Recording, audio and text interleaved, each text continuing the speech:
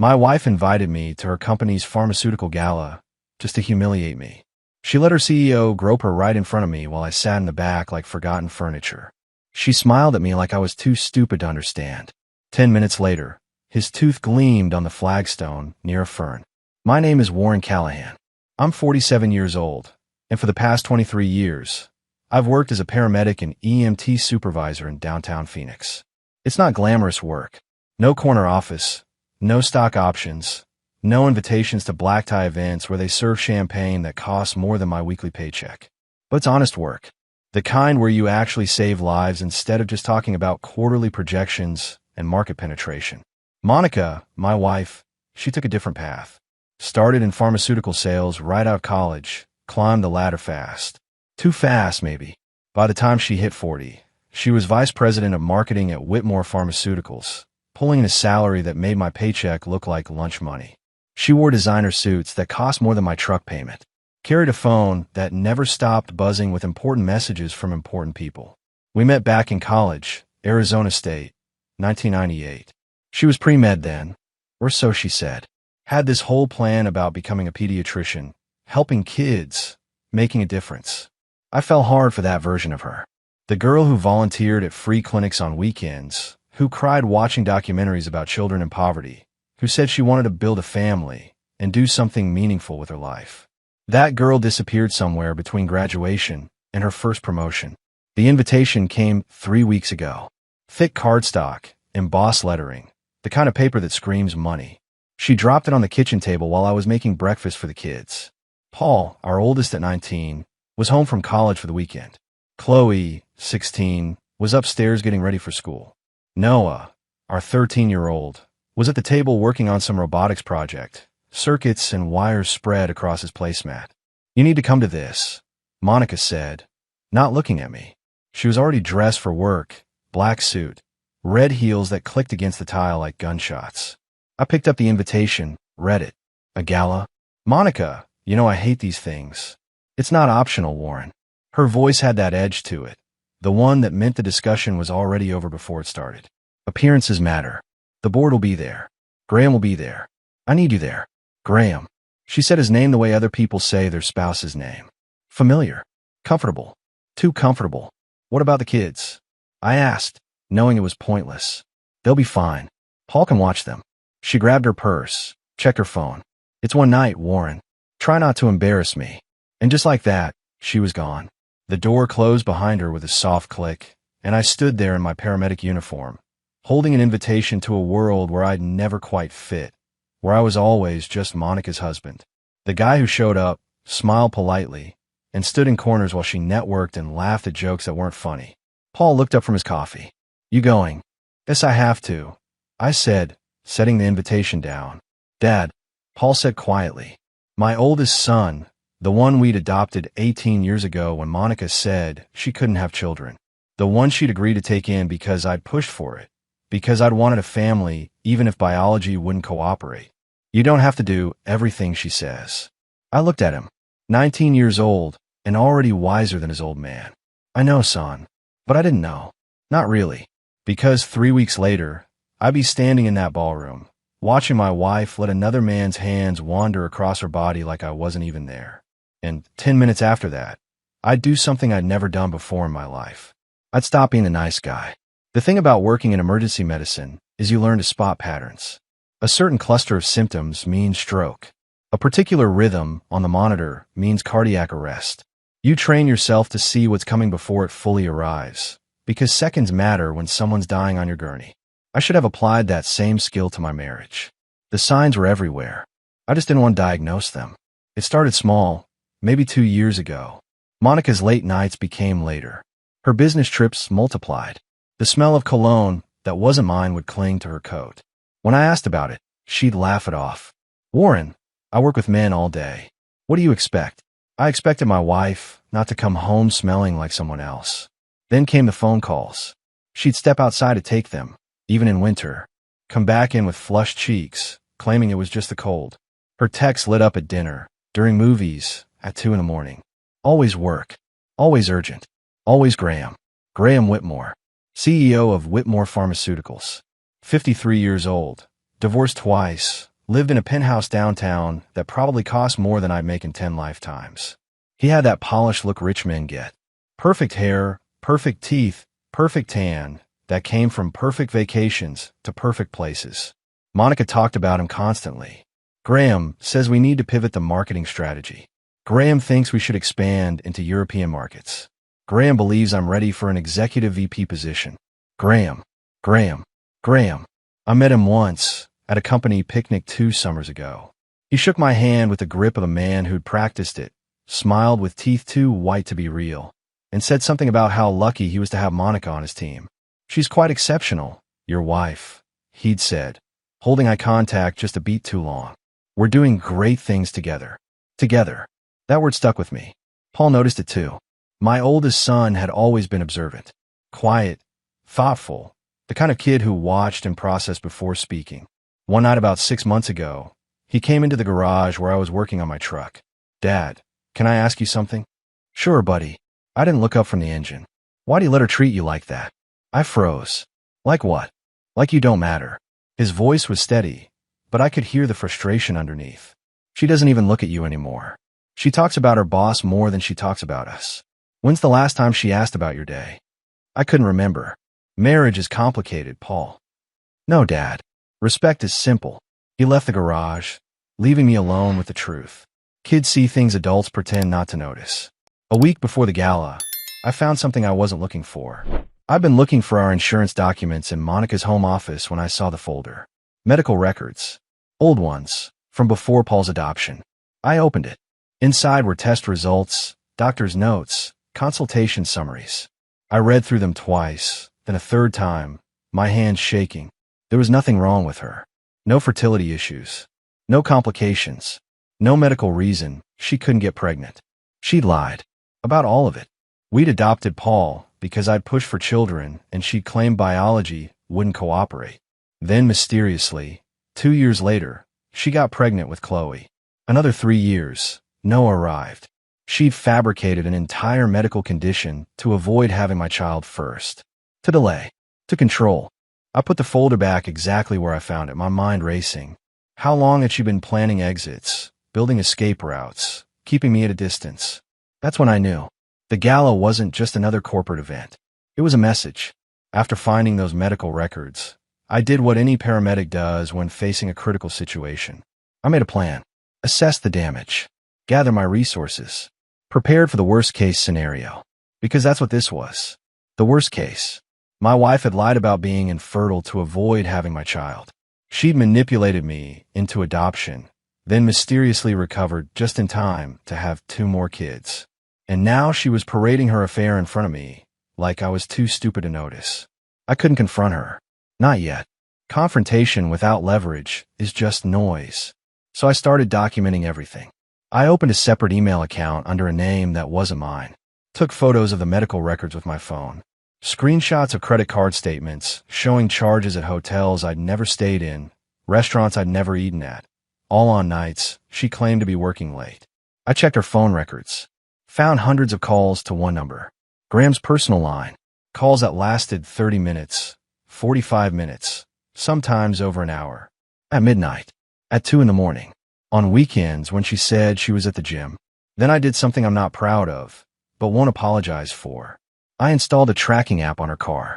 One of those GPS things marketed to parents worried about teenage drivers. $30 online, installed in 5 minutes while she was inside getting ready for work. Within a week, the pattern was clear. Every Thursday night, her car went to the same place. The Riverside Hotel. Downtown. Expensive. The kind of place that doesn't ask questions when executives rent rooms by the hour. She'd park in the underground garage. Stay for 2, sometimes 3 hours. Then drive home, shower immediately, climb in a bed smelling like hotel soap and lies. I said nothing. Just watched. Waited. Collected evidence like I was building a case for court. Because that's exactly what I was doing. Paul noticed a change in me. One Saturday morning, he found me in the garage, organizing files in a locked metal box. Dad, what's all that? Insurance stuff, I said. Just getting organized. He looked at the box, then at me. You're planning something. Smart kid. Just being careful, son. Does it have to do with Mom? I met his eyes. Saw the hope there. hoped that maybe, finally, his father was going to stop being a doormat.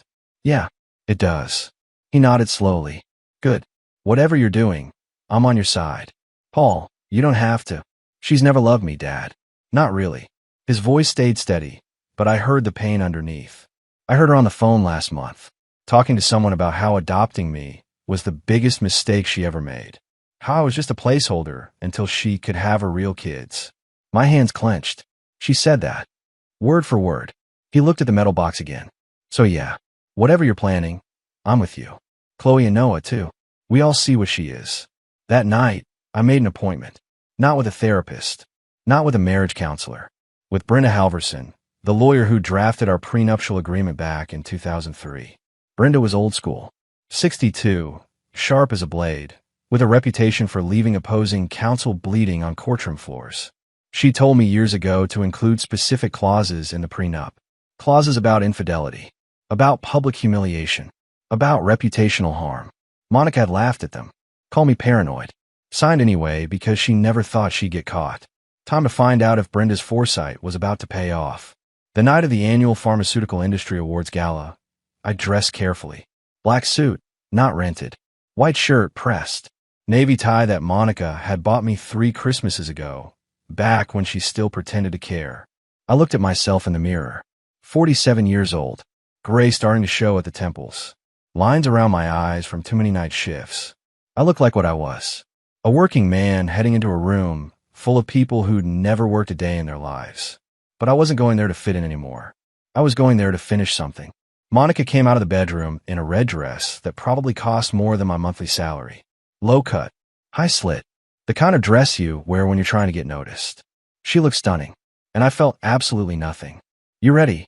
She asked, not looking at me. She was checking her phone. Again. Yeah. The drive downtown was silent. She texted the entire way. Didn't ask about my day. Didn't mention the kids. Didn't acknowledge my existence except to tell me where to park. The Regency Hotel ballroom was exactly what I expected. Crystal chandeliers. Ice sculptures. Waiters in tuxedos carrying trays of champagne that cost more per glass than I made per hour. Pharmaceutical executives in $1,000 suits talking about profit margins and FDA approvals like they were discussing baseball scores. Monica's name tag was waiting at the registration desk. Dr. Monica Callahan, Vice President of Marketing, Whitmore Pharmaceuticals. Mine said Warren Callahan. No title, no affiliation, just a name. Your table is number 12, the registration woman said to Monica, smiling. Then she looked at me. You're at table 27, near the back. Monica didn't even blink. That's fine. Warren doesn't mind. And just like that, she walked away, headed straight for the front of the room where the executive tables waited. I watched her go. Watched her spot Graham Whitmore at table 12. Watched her face light up in a way it never lit up for me anymore. I found table 27, near the service entrance. Close enough to see the stage. Far enough to be forgotten. The couple next to me introduced themselves. Sales reps. Nice people. Asked what I did. I'm a paramedic, I said. Oh, that's wonderful, the wife said. So important. Important. But not important enough to sit at the front. The speeches started. Some vice president talking about innovation and commitment and partnership. Corporate word salad that meant nothing. Then Graham Whitmore stood up. 53 years old. Perfect hair. Perfect smile. Perfect everything. He thanked the team. Made a joke about working late with dedicated people. His eyes found Monica when he said it. She smiled back. Then I saw it. His hand, moving slowly under the table, landing on her thigh. Her red dress riding up slightly as she shifted to give him better access. She didn't push him away. Didn't flinch. Didn't even look uncomfortable. She looked pleased. My jaw clenched. My hands gripped the edge of the table. The couple next to me kept talking, but I didn't hear them anymore. I just watched my wife let another man touch her in a room full of people. Watched her smile at me across the distance like this was exactly what she wanted me to see. 10 minutes, I thought. Just 10 more minutes. Graham Whitmore excused himself from the executive table exactly 8 minutes after his hand disappeared under my wife's dress. I'd been counting, watching, waiting for the pattern to repeat itself, because men like him are creatures of habit. He straightened his tie, said something to Monica that made her laugh, and walked toward the side exit that led to the patio. The smoking area, where executives went to make deals and tell jokes they couldn't say in front of shareholders. I stood up. The couple at my table barely noticed. They were deep in conversation about quarterly projections or some other thing that didn't matter. I walked calmly through the ballroom, past tables of people drinking expensive wine and pretending their lives had meaning, past waiters carrying trays of desserts nobody would eat, past the registration desk where my name tag had identified me as nobody important. The patio was barely lit, just a few wall sconces casting amber light across flagstone and potted plants that looked expensive but artificial. Graham stood near the far railing, lighting a cigar. Cuban, probably. The kind you can't get legally, but men like him always have connections for. He heard my footsteps, turned, saw me approaching in my off-the-rack suit with my working man's hands and my paramedic's shoulders. "Oh," he said, smiling like we were old friends. "Warren, right? Didn't know you smoked." "I don't." I stopped 3 feet away, close enough to see the smug satisfaction in his eyes. The kind of look men get when they think they've won something. His smile widened. "Then what can I do for you?" "You're going to apologize." The smile faltered. "Just for a second. Excuse me for putting your hands on my wife. In front of me. In front of everyone." My voice stayed level, calm, the way it does when I'm talking someone down from a ledge or telling a family their loved one didn't make it. "You're going to apologize." He laughed. Actually laughed. One of those short, dismissive sounds that rich men make when poor men challenge them. "Look, Warren, I don't know what you think you saw. I saw you grill my wife at table 12 while she smiled at me like I was too stupid to notice. I saw your hand on her thigh. I saw her let you." He took a drag from his cigar, exhaled slowly.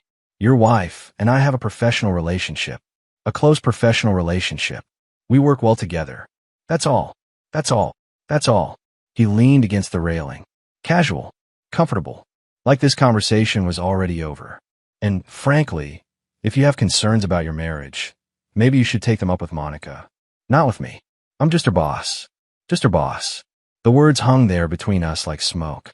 "So you're not going to apologize." "For what?" He spread his hands. "For being successful, for recognizing talent, for giving your wife opportunities you never could." He pointed at me with the cigar. "Let's be honest, Warren. You and Monica, you're not exactly in the same league anymore. She's going places. Big places. And you're a paramedic." He said it like paramedic was another word for failure. "She deserves someone who can keep up with her," Graham continued. "Someone on her level. Someone who understands ambition and power and what it takes to win." He smiled again. "Someone like me." I didn't say anything. Just looked at him. Really looked at him. 53 years old. 2 divorces. A history of affairs with employees that his lawyers paid to keep quiet. A man who thought money and position made him untouchable. "You done?" I asked quietly. "Yeah, I'm done. Now if you'll excuse me." I hit him once. Clean. Direct. Right on the jaw. Not a wild swing. Not an emotional outburst. Just a single, precise punch delivered with 23 years of lifting patients and equipment and working double shifts that kept my body strong. His head snapped sideways. The cigar flew from his hand in a spinning arc of red ember. His knees buckled. He went down hard, back slamming against the flagstone with a sound like a rug being beaten. A tooth skittered across the patio. One of his front ones.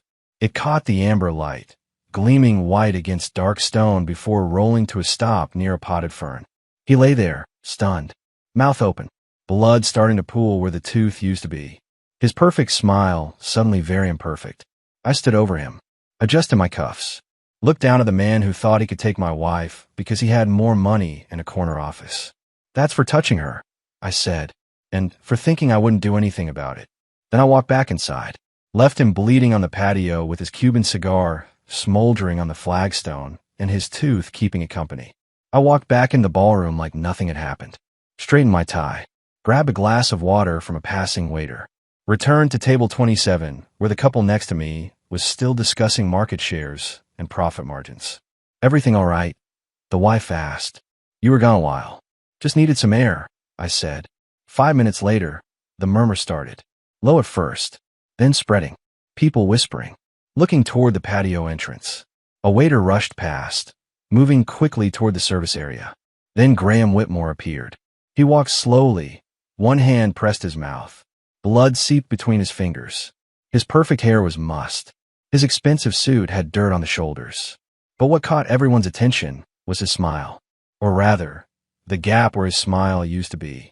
The ballroom went quiet. That special kind of silence that happens when something scandalous occurs and nobody knows how to react yet. Graham made it halfway to the executive table before hotel security intercepted him. Two men in dark suits, earpieces, the kind of security rich people pay for. They surrounded him, speaking in low, urgent tones. Monica stood up from table 12. Her face had gone pale. She looked around, scanning the room. Her eyes found me at table 27. I raised my water glass. Smiled. Just a little. Her expression shifted from confusion to horror to something else. Recognition. Understanding. The realization that her quiet, dependable, forgettable husband had just done something unforgettable. Security escorted Graham toward the service exit. He was arguing with them, trying to explain, but his words came out slurred and wet from the missing tooth and blood. Monica grabbed her purse and followed. The ballroom erupted in whispers. Phones came out. People started texting, taking pictures, the kind of moment that spreads through corporate circles like wildfire. I finished my water, stood up, walked calmly toward the exit. Nobody stopped me. Nobody asked questions. I was just Monica Callahan's husband, the paramedic, the guy who didn't matter. Except now I did. I drove home in silence. No radio, no phone calls, just the sound of tires on pavement and the echo of Graham's head hitting flagstone. When I got home, the kids were still awake. Paul was in the living room with Chloe and Noah, watching a movie. Dad. Paul stood up when I walked in. You're back early. Where's Mom? Still at the gala, I said. He looked at me. Really looked. Saw something in my face. What happened?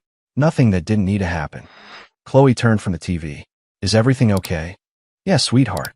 Everything's fine. I kissed the top of her head. You guys should get to bed soon. School tomorrow. Noah looked up from his robotics project. Dad, your knuckles are bleeding. I glanced down. He was right. Small splits across two knuckles. Nothing serious. Just evidence. Scrape them on something, I said. I'll clean them up. Paul followed me to the kitchen. Watched as I ran cold water over my hand. You hit him, Paul said. Not a question. A statement. Yeah. Good. He leaned against the counter. What happens now? Now. I dried my hands. Now we wait. Monica will come home. She'll be angry. She'll make threats. And tomorrow, I'm filing for divorce. The prenup. Clause 12b. Public reputational harm through adultery or professional misconduct. I looked at my son. She signed it 20 years ago. Never thought it would matter. Paul smiled. Actually smiled. She's going to lose everything. She already did. She just doesn't know it yet. Monica came home at 2:30 in the morning. I heard her car pull into the driveway. Heard her heels clicking on the walkway. Heard the door open with that familiar creak I'd never fixed because she'd stopped asking. I was sitting in the living room. Lights off. Just waiting. She saw me in the dark. Stopped. Her silhouette framed by the hallway light behind her. Warren. Her voice was tight. Controlled. The voice she used in boardrooms when someone challenged her. We need to talk. Yeah, we do. She dropped her purse on the entry table. Walked into the living room, but didn't sit. Just stood there in her red dress. Arms crossed. What you did tonight was unacceptable. Assault. In front of witnesses. Graham is talking about pressing charges. Let him. Let him. She laughed. Sharp. Bitter. Do you have any idea what you've done? To me? To my career? To my reputation? Your reputation. I leaned forward. The one where you let your married boss put his hands on you in public? That reputation. It wasn't like that. It was exactly like that, Monica. I was there. I watched his hand go under your dress. I watched you smile at me while it happened. My voice stayed level. Calm. You wanted me to see it. That was the whole point of inviting me. She opened her mouth. Closed it. For once, she had no corporate response ready. How long? I asked. Warren. How long have you been sleeping with Graham Whitmore? Silence. Then, 6 months. 6 months. Half a year of lies. Of late nights. Of hotel rooms and Thursday meetings that weren't meetings at all. And before him, her face changed. What? Before Graham. Were there others? She didn't answer. Didn't need to. The look in her eyes told me everything. Get out, I said quietly. This is my house too. Actually, it's not. I stood up, pulled an envelope from my jacket pocket. The one Brenda had prepared years ago. Remember this? Our prenuptial agreement. Page 4. Clause 12b. I handed it to her. She took it. Read it under the dim light.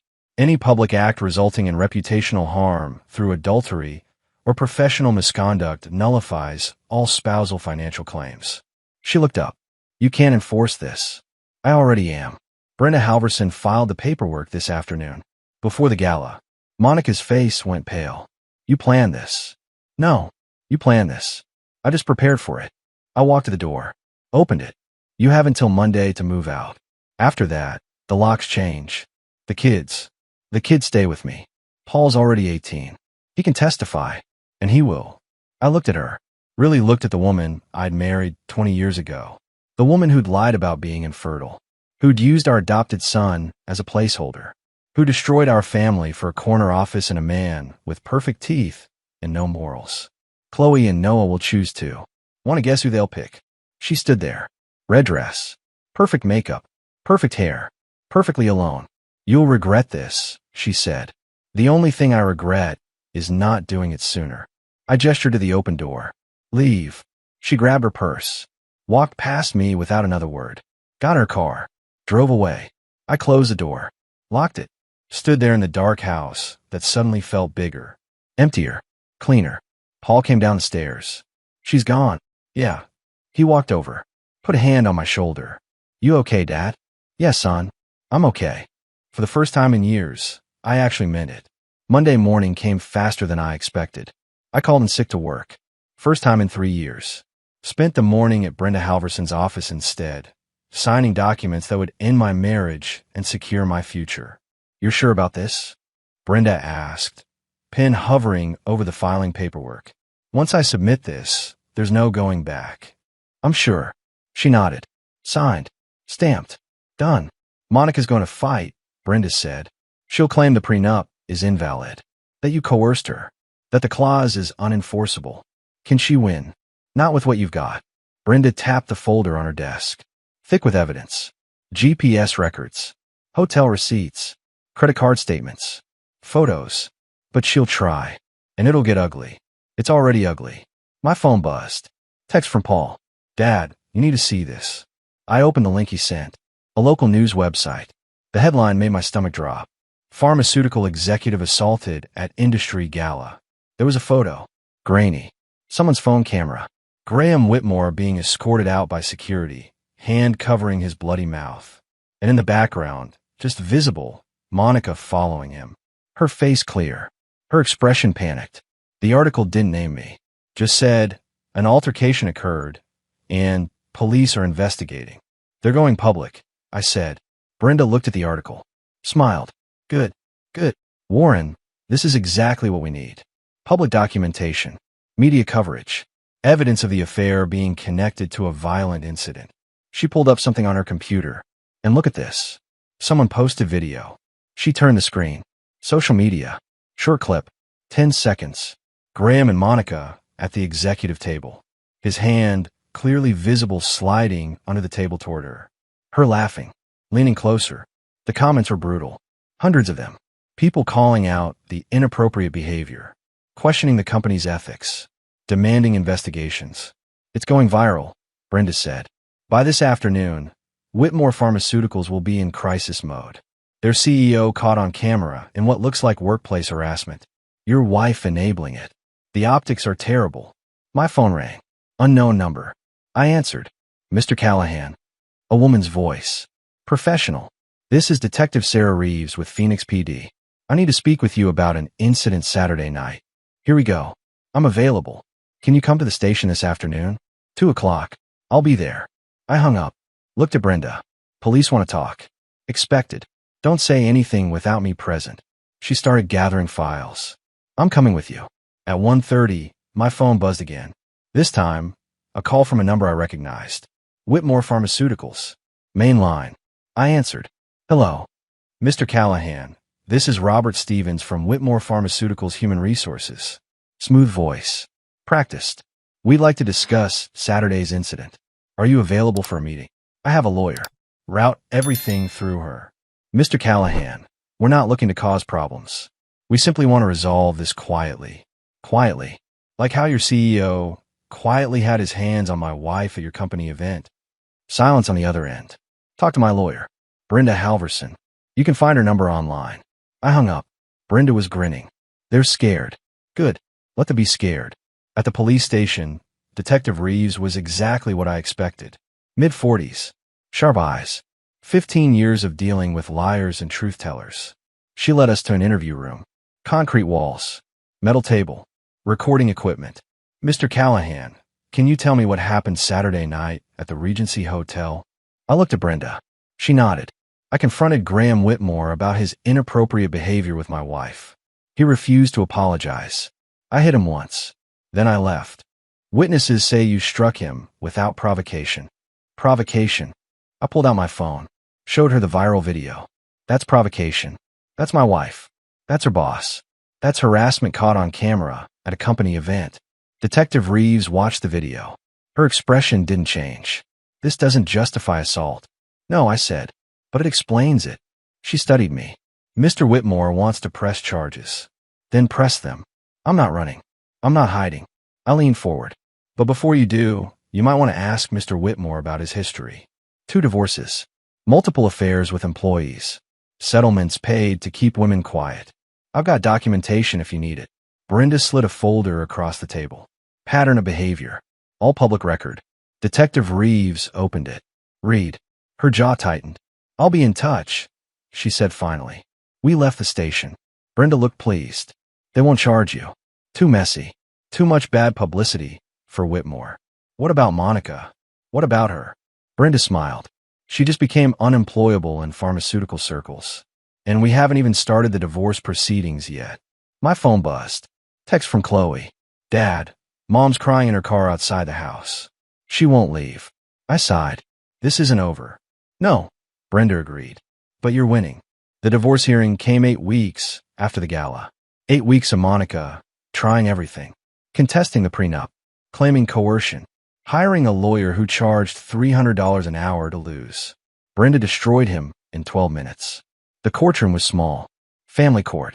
Judge Patricia Hendricks presiding. 60 years old. 20 years on the bench. No patience for games. Monica sat at the plaintiff's table in a conservative navy suit. Trying to look sympathetic. Wronged. The victim of an abusive husband who'd assaulted her boss. Brenda stood up. Your Honor, I'd like to enter exhibit video footage from the annual Pharmaceutical Industry Awards Gala, dated 8 weeks ago. The bailiff set up the screen. The video played. Crystal clear. Graham Whitmore's hand. Monica's laugh. The intimate moment. The lack of resistance. Monica's lawyer objected. This is irrelevant. Overruled. Judge Hendricks said. Continue. Brenda played more. Screenshots of text messages between Monica and Graham. Hundreds of them. Some explicit. Some just damning. Hotel receipts.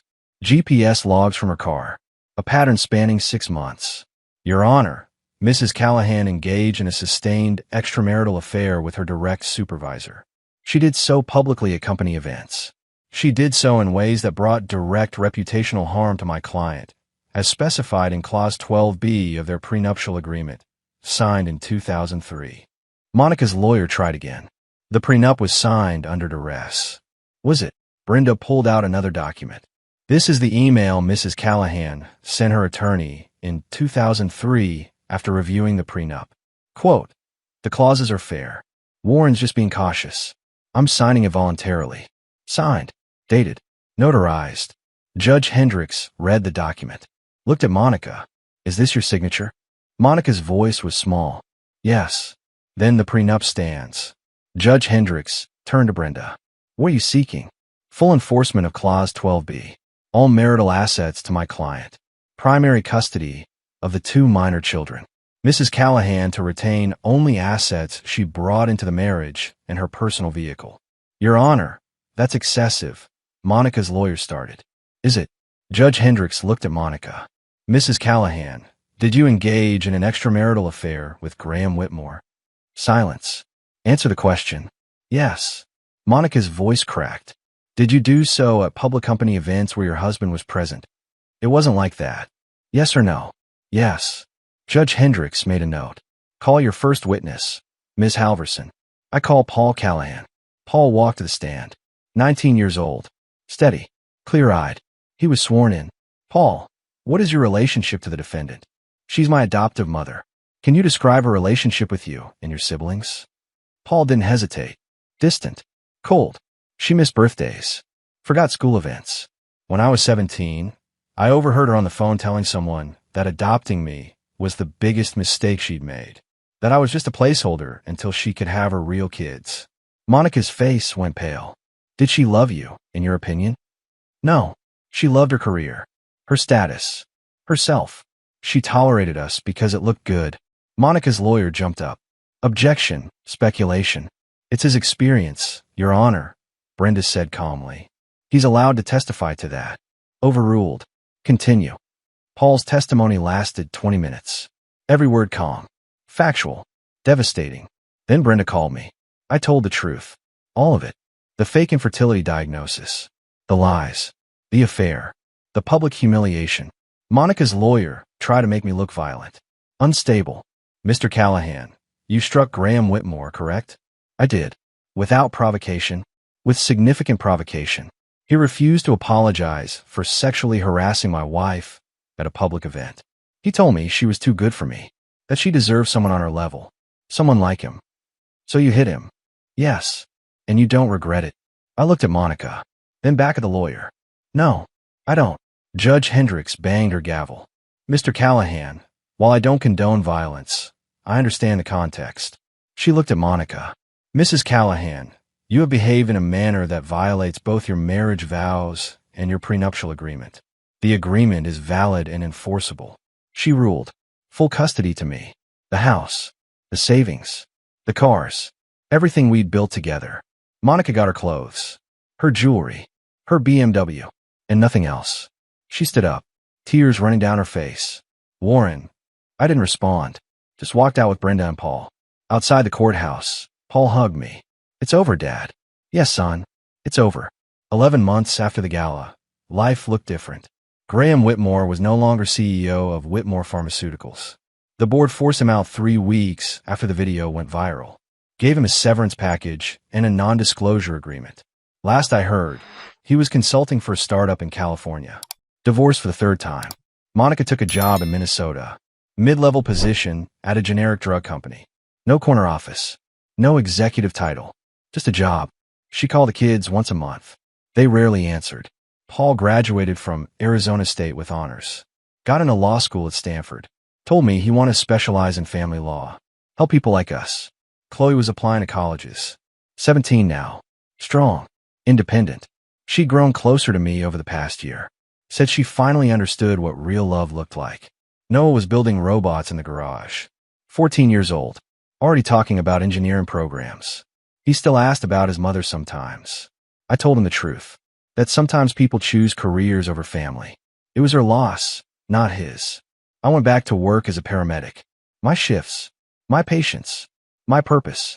It felt good to save lives again instead of fighting legal battles. One Saturday morning, I was in the garage working on my truck when Chloe came out. Dad, someone's here to see you. I wiped my hands. Walked to the front door. A woman stood on the porch. Mid-40s. Dark hair. Kind eyes. She wore hospital scrubs. Warren Callahan. That's me. I'm Lisa Brennan. I work in the ER at Phoenix General. We've crossed paths a few times on calls. I remembered her. Trauma nurse. Competent. Calm under pressure. What can I do for you? I heard what happened. With your divorce. With the gala. She smiled slightly. Everyone in the hospital heard about it. Some people think you're crazy. But most of us think you're brave. I just did what needed doing.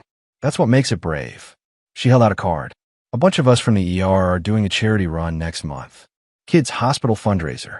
I thought maybe you want to join. Bring your kids. I looked at the card. Then at her. Yeah, I said. I'd like that. She smiled. Really smiled. Good. I'll see you there. After she left, Paul came out. Dad, was that nurse flirting with you? Maybe. Good. You deserve someone decent. I looked at my son. 19 years old. Wiser than I'd been at 30. Thanks, Paul. That evening, all 3 kids and I sat down for dinner. Homemade lasagna. Noah's favorite. We talked about school. College applications. Robot competitions. Normal things. After dinner, Chloe brought out a photo album. Our family. Before everything fell apart. Should we keep these? She asked. The ones with Mom. I looked at the photos. Monica smiling. Younger. Different. Before ambition ate everything else. Keep them, I said. Not for her. For you. So you remember where you came from. Noah looked up. Dad, are you happy now? Honest question. Deserved an honest answer. Yeah, buddy. I am. And I was. My marriage was over. My ex-wife had chosen status over family. I'd lost years trying to fix something that was broken from the start. But I had my kids. My integrity. My self-respect. I'd punched a man who thought money made him untouchable. I'd enforced a contract that protected me when love failed. I'd fought for my family when everyone expected me to stay quiet.